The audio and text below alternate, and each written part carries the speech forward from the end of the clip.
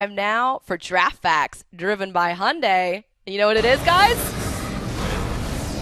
It's time for Odds and Ends. Odds and Ends.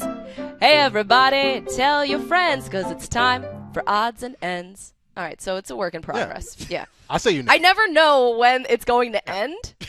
We're not going to be too harsh. Just like everybody involved. Odds and Ends driven by Hyundai. Yeah. That's amazing.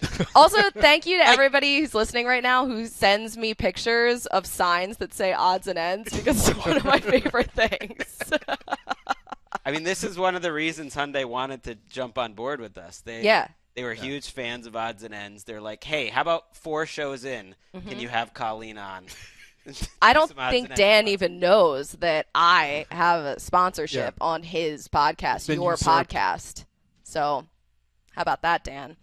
All right, so this Odds and Ends edition is an all-draft edition. I had a chance to talk to a lot of the guys at the Combine, which was really cool, and I got some different weird, odd facts and stories, and some of them aren't really necessarily fun facts, but let's start with Myles Garrett. He's going to be #1 overall pick, and I feel like a lot of people Mark know. Sessler hopes he's going to be the #1 overall. I know. Now it's starting to bubble up. I can't stand these stories about them taking a quarterback there. Like, stop. It's not going to happen. I don't want to hear it anymore. I'm done with that. Wow. I think that's why Mark's off today. He was just so tortured by this news and speculation. Just a ball of potential energy ready to He's in the fetal position right now.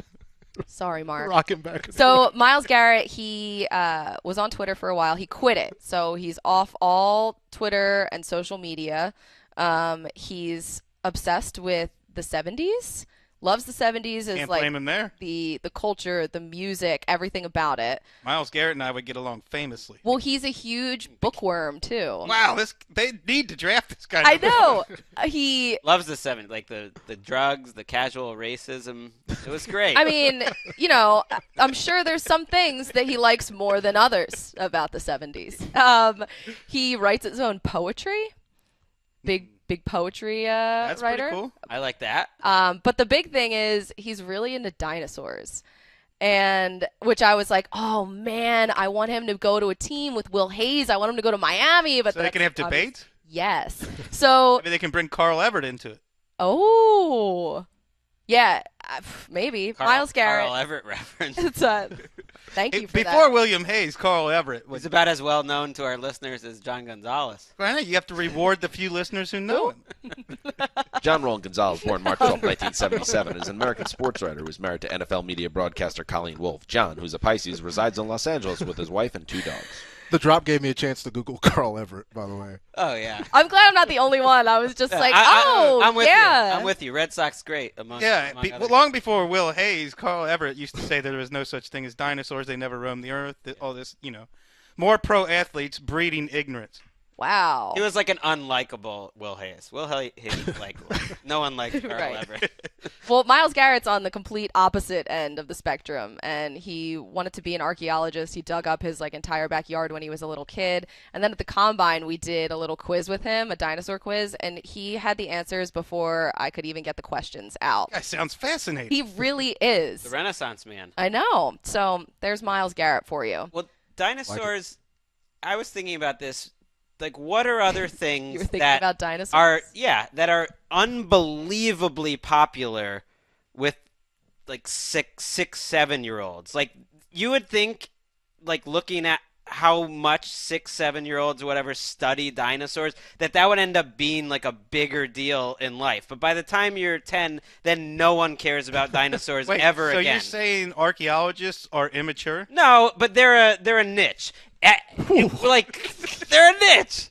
That's it. Extra G today, baby. You're saying that everybody grows out of this by the time they're 8 years old, except for people who study it for a living. Way more than 60% G today. All right. Way more. You're twisting my words.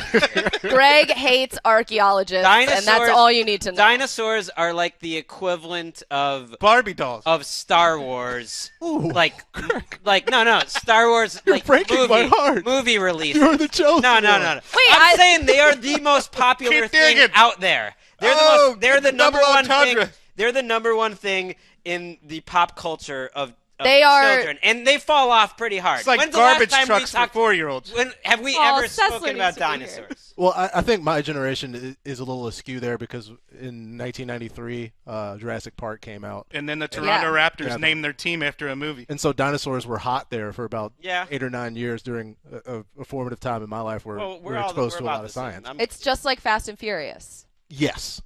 I've got coffee can exhaust. Yeah.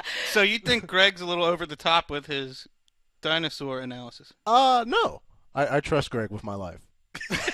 Like all things dinosaurs. I'm saying like the amount of facts and things that an average 7-year-old knows about dinosaurs far exceeds the average thing an adult knows, for instance.